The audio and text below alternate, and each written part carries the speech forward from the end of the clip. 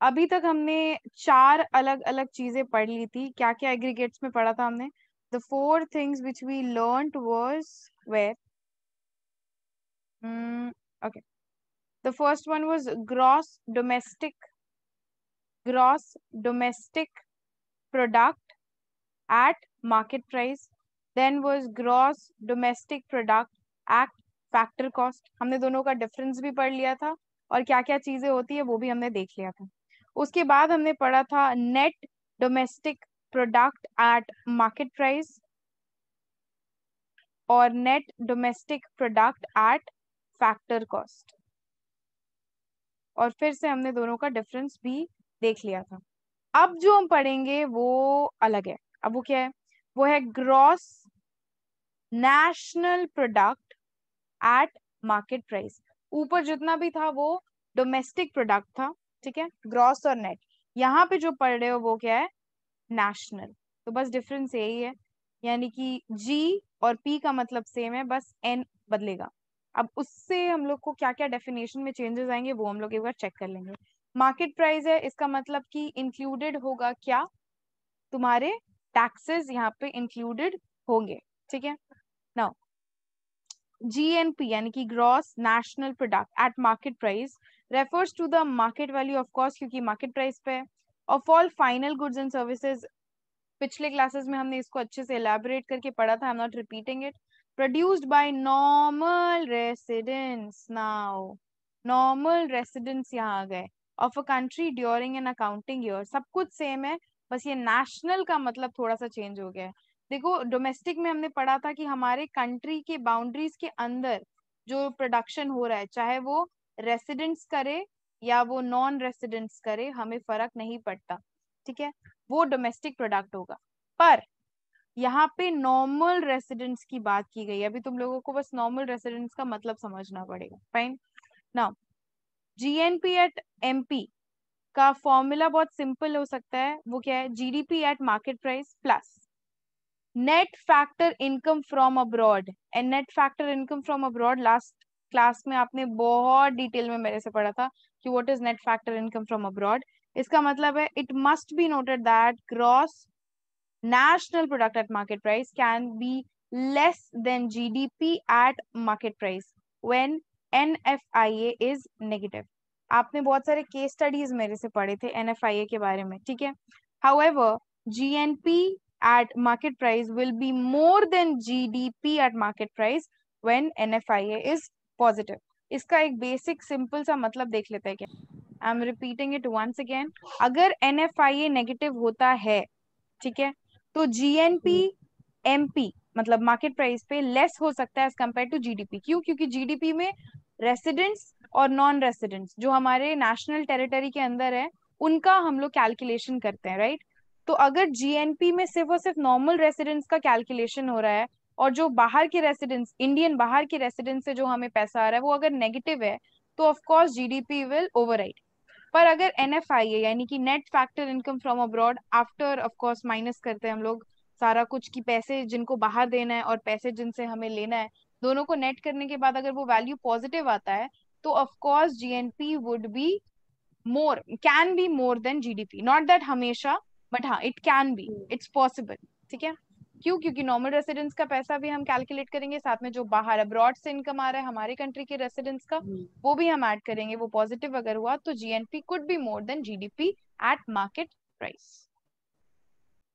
अभी सब कुछ सेम फैक्टर है, बस कॉस्ट एक ही चीज मार्केट प्राइस सेम था, हुआ है। वो ये एग्जैक्टली फैक्टर एक सेकेंड कॉस्ट। एक second. Gross national product at factor cost बोल रहा है, उसके ऊपर हमने पढ़ा था मार्केट प्राइस। तो फैक्टर और मार्केट में एक ही चीज का डिफरेंस होता है, और वो डिफरेंस क्या है? Of course that is net depreciation, indirect ठीक है। नहीं, तो factor okay, so student got it correct. Factor और मार्केट का difference is indirect taxes. I said depreciation first, my bad. Now it refers to the factor value of all the final goods and services produced by the normal residents of a country during an accounting year. So हम लोग यहाँ पे market value नहीं factor value ले रहे हैं, जबकि यहाँ पे हम लोग क्या बोल रहे थे? Market value. We are talking about market value and here we are talking about factor value. Okay, तो इसको हम लोग कैसे बोल सकते हैं कि जीएनपी जो हमने निकाला ऊपर, जीएनपी जो हमने निकाला उसमें से अगर हम नेट इनडायरेक्ट टैक्सेस को लेसन अप कर दे then will simply get GDP.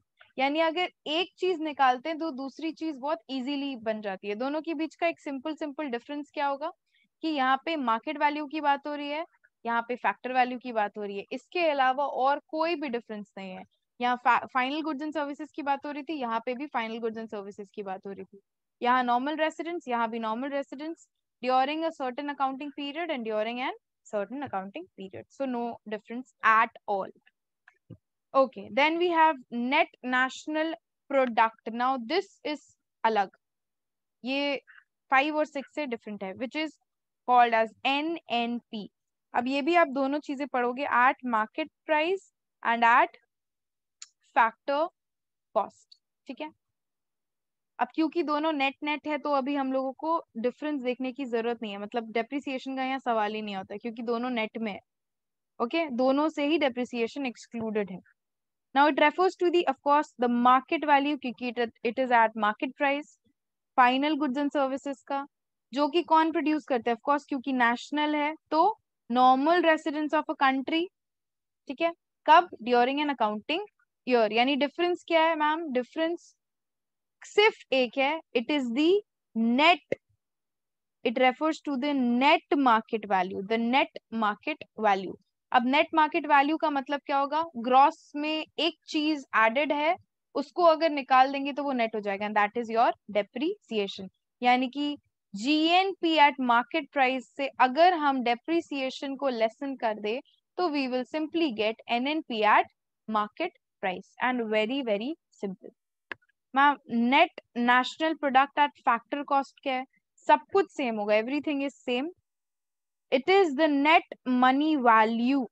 Okay, थोड़ा सा difference, net money value, this was the net market value और यहाँ पे net money value of all final goods and services produced by the normal residents of a country during an accounting year. अभी यहाँ पे हम लोग of course GNP से depreciation lesson करेंगे तो एनएनपी आ जाएगा। अब उस एनएनपी में क्या एडेड है? Market price. मार्केट प्राइस में से क्या लेस करेंगे? इनडायरेक्ट टैक्सेस, तो हमें मिल जाएगा क्या? NNP eight factor cost. यानी कि हमें अराइव करना है इस पे अराइव कैसे करेंगे? How will we arrive at NNP at market price? If we lessen GNP में से अगर हम डेप्रिसिएशन निकाल देंगे will get NNP at market price. अब NNP at market price से if we subtract the net indirect taxes, what will we get? NNP at factor cost. Okay, fine. So once again, GNP at market price minus depreciation will arrive at NNP at market price. NNP at factor cost निकालने के लिए दो तरीके आप use कर सकते हो। एक तो लंबा, अगर आपके पास डिटेल्स कम है या फिर ज्यादा, उसके हिसाब से यू कैन एडजस्ट। पहला, GNP at market price minus depreciation minus net indirect taxes, because we agree that factor cost and market price में सिर्फ इसका फर्क होता है। अब अगर इसको हम शॉर्ट करके इस तरीके से लिख सकते हैं तो we can simply write NNP at market price minus NIT. अगर हमारे पास ये इंफॉर्मेशन अवेलेबल नहीं है तो हमें इसी तरीके से जाना पड़ेगा। तो दोनों भी चीजों के लिए we should always be ready. So these were the basic aggregates जिसके बारे में हमने पढ़ा, जहाँ पे अगेन ग्रॉस और नेट का डिफरेंस डेप्रिसिएशन का था, एमपी और एफसी का डिफरेंस नेट इनडायरेक्ट टैक्सेस का था। ओके, जहाँ पे नेट और ग्रॉस का डिफरेंस डेप्रिसिएशन था और मार्केट प्राइस और फैक्टर कॉस्ट का डिफरेंस नेट इनडायरेक्ट टैक्सेस का था। और नेट इनडायरेक्ट टैक्सेस का मतलब था इनडायरेक्ट टैक्सेस माइनस सब्सिडीज। ये हमने अच्छे से समझ लिया था, पढ़ लिया था। अगेन दो और चीजें यहाँ पे दिख रही हैं, एक डोमेस्टिक और एक नेशनल। डोमेस्टिक का मतलब ही था कि एक नेशनल टेरिटरी के अंदर जितने भी लोग हैं, बी इट रेसिडेंट्स या बी इट नॉन रेसिडेंट्स, वो जो भी प्रोड्यूस करेंगे वो डोमेस्टिक प्रोडक्ट कहलाएगा। एंड प्रोडक्ट का मतलब हमने पढ़ लिया था गुड्स एंड सर्विसेज। कौन से goods and services? Final goods and services. और ये सब कुछ एवरीथिंग वाज फॉर अ या फॉर एन अकाउंटिंग ईयर।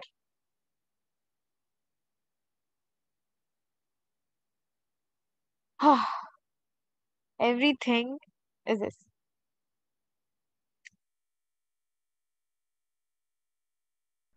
और यहाँ पे बस एक था कि ये था टोटल मनी वैल्यू बोल रहे थे इसको हम लोग, फैक्टर इनकम या फैक्टर वैल्यू नहीं, हम लोग मनी वैल्यू बोल रहे थे। The definition was that it refers to money. The net money value of all final goods and services. तो बस एक छोटा सा डिफरेंस था यहाँ पे। अभी दो चीजें हम लोग पढ़ेंगे, क्या क्या? अच्छा, these are real nominal aggregates and activities excluded from GDP and does GDP measure social welfare. ठीक है, कौन कौन सी चीजें देख लेते हैं। सबसे पहला, national income at constant price. The first one is national income at constant price. Okay, सबसे पहला पॉइंट इसका है क्या कि इसको बेस ईयर बेसिस पे हम कैलकुलेट करते हैं, on the basis of base year price index, जो कि कोई भी पास्ट या ओल्ड ईयर हो सकता है, एनी ईयर। अच्छा, इसको we term it as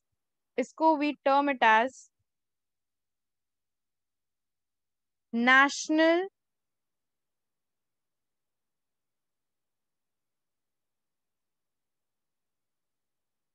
real national national income. Income.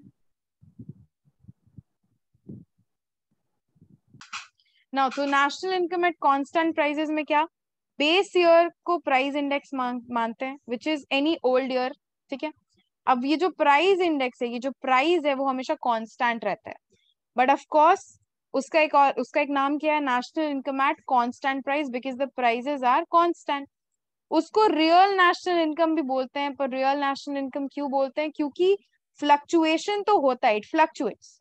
National income at constant prices में फ्लक्चुएशन जरूर आता है, but why does it fluctuate? Due to the fluctuation of goods and services. Goods and services के fluctuation की वजह से ये fluctuate करता है, but the prices remains constant in national income at constant price. इसके साथ एक और चीज पढ़ा था, क्या? National income at current prices. नाम से समझ आ रहा है, वो कांस्टेंट था, ये करंट है। यहाँ पे प्राइसेस फ्लक्चुएट करते हैं, किसके बेसिस पे? We can calculate, we current it on the basis of current year price index and not the base year. Old नहीं, करंट, एकदम ताजा।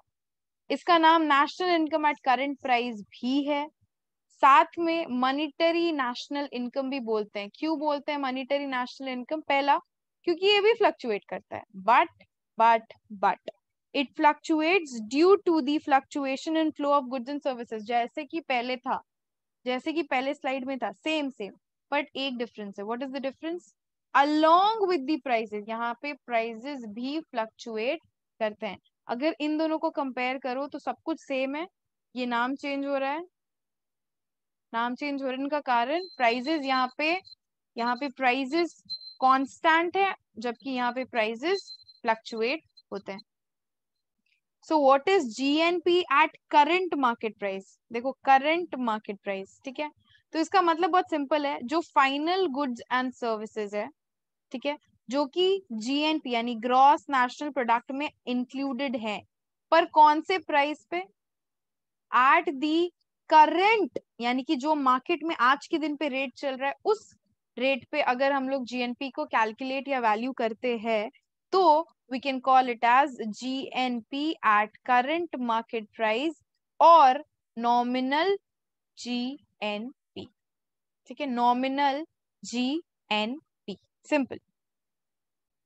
सो what is GNP at constant MP? When final goods and services का जो value GNP में add करते हैं, final goods and services का जो वैल्यू जीएनपी में हम ऐड करते हैं, कौन से रेट पे ऐड करते हैं? We add it at constant या फिर बेस ईयर प्राइस इंडेक्स। जो आपने पढ़ा, बेस ईयर के प्राइस के ऊपर अगर हम उसको ऐड करते हैं उस वैल्यू को, तो we call it as GNP at constant market price, या फिर we call it as real, okay, real GNP. दो बेसिक चीजें हमने पढ़ी, पहला GNP at current market price और दूसरा GNP at constant market price. ठीक है, तो दोनों का डिफरेंस क्या है? एक करंट मार्केट प्राइस पे रेट होता है और एक कांस्टेंट पे। ठीक है, तो करंट कौन सा है? द प्रीवेलिंग, जो आज के दिन पे मार्केट पे वैल्यू चल रहा है, द प्रीवेलिंग। और कांस्टेंट कौन सा है? बेस ईयर वाला।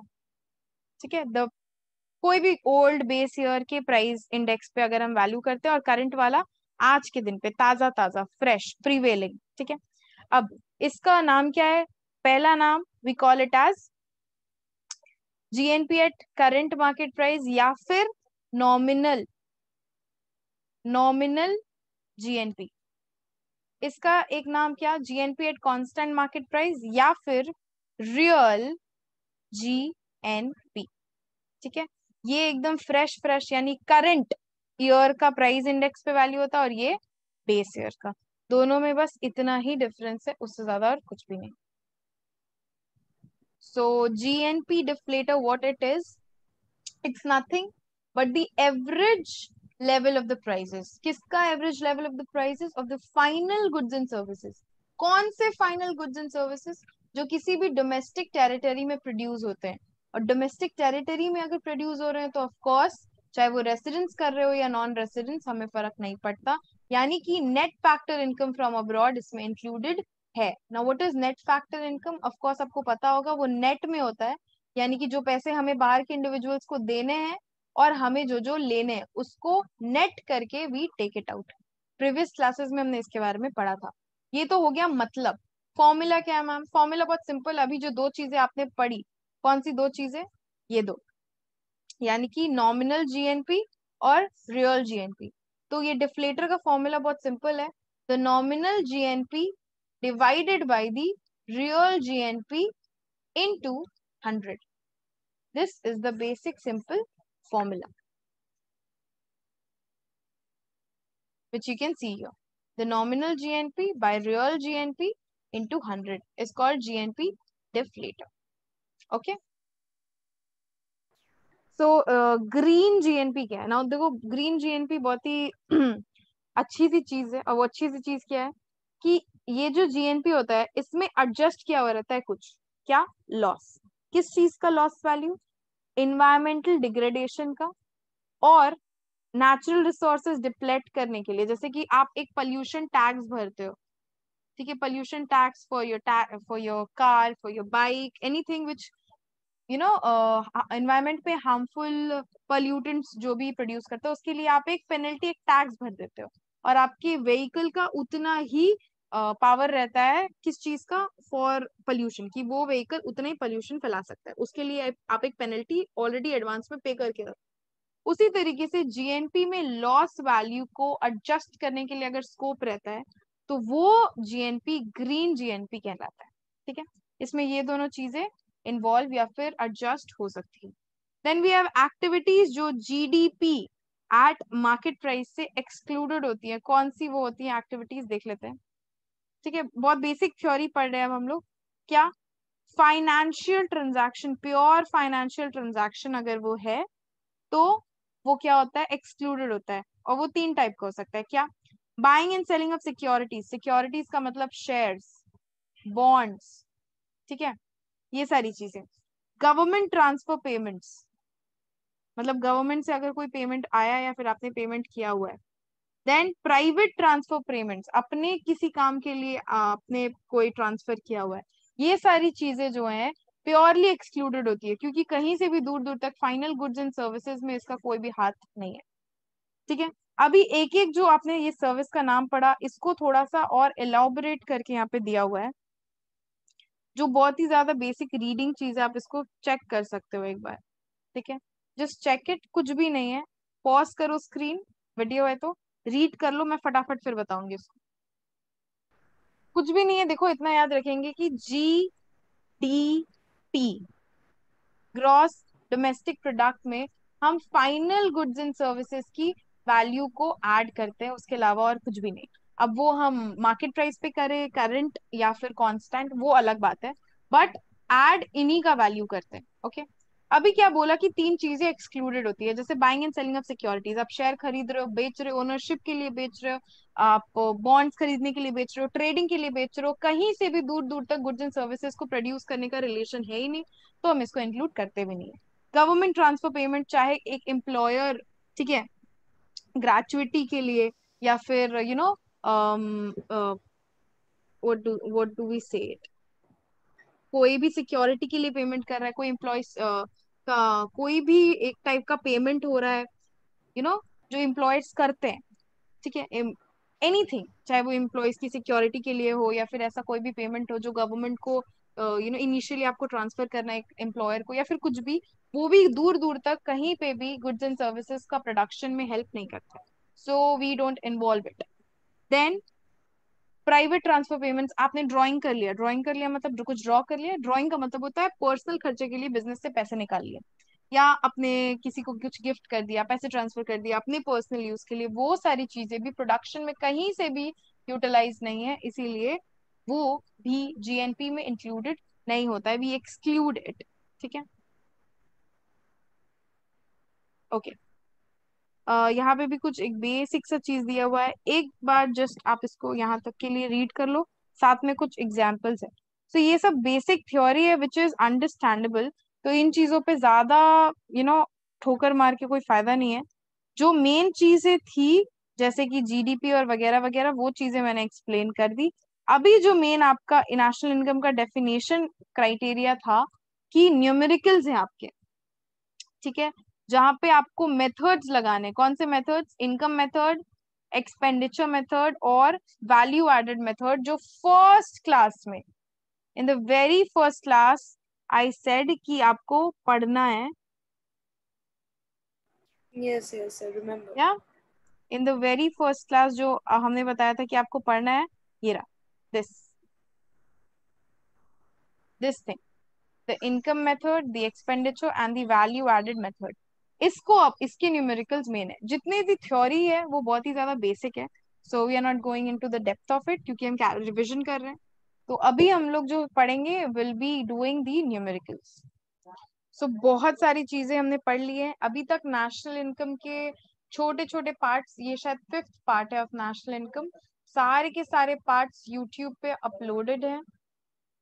अगर नोट्स चाहिए तो नोट्स कहाँ मिलेंगे, डिस्क्रिप्शन बॉक्स में नोट्स बोल करके लिंक होगा, वहां पे नोट्स मिल जाएंगे, सारे के सारे आप प्रिंट कर सकते हो, और टाइप्ड नोट्स है सारे। तो हमने बहुत सारी चीजें पढ़ ली, अब जो नेक्स्ट क्लास में यानी जो 6th पार्ट होगा रिवीजन का, उसमें will see what the calculations, ठीक है। और जितनी भी बेसिक थ्योरी है सब नोट्स में आप बेसिक पढ़ सकते हो, जो एक्सप्लेन करने वाली चीजें थी वो सारे मैंने एक्सप्लेन आपको कर दिया। ओके, सो सारे केस स्टडीज हमने पढ़ लिए हैं, बहुत सारे डिफरेंट डिफरेंट एग्रीगेट्स हमने पढ़ लिए, एग्रीगेट्स जैसे कि GDP at market price, GDP at factor cost, nominal, real, deflator, green GNP, then GNP at constant MP, current MP, बहुत सारी चीजें हमने पढ़ ली हैं, different things, and this was a really productive class. So do share this video and like if you like this video, and do subscribe to our channel, and do not forget to share it। अच्छे से पढ़ाई करो, 25 due है आपके boards के लिए, मई 2021 exams के लिए। सो जी जान से मेहनत करो, and all the best everyone, thank you.